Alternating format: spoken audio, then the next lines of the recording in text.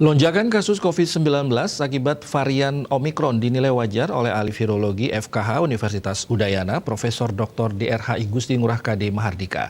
Mengingat hal itu sudah pola umum dari varian Omikron, lonjakan kasus bisa melesat dari 1 digit langsung ke 3 digit, bahkan bisa ke 4 digit.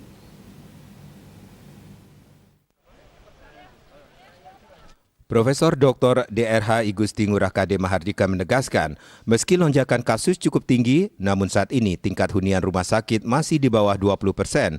Sedangkan fatalitas per data Januari dari sekitar 2.050-an kasus yang meninggal hanya 12 orang atau sekitar 0,6%.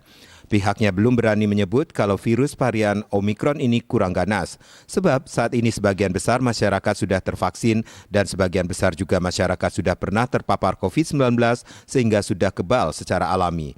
Menurutnya vaksinasi sangat efektif, terlihat dari resiko orang yang sudah divaksin untuk masuk rumah sakit jauh lebih rendah jika dibandingkan masa varian Delta. Namun demikian, masih perlu menunggu 1-2 minggu ke depan apakah terjadi letupan orang meninggal dunia. Kalau itu terjadi, maka tidak perlu dikhawatirkan lagi. Selanjutnya, indikator untuk melihat gawatnya atau eskalasi pandemi ini hanya 2, yakni tingkat hunian rumah sakit dan jumlah orang meninggal dunia. Oleh karenanya, saat ini tidak lagi hanya melihat angka kasus yang melompat tinggi.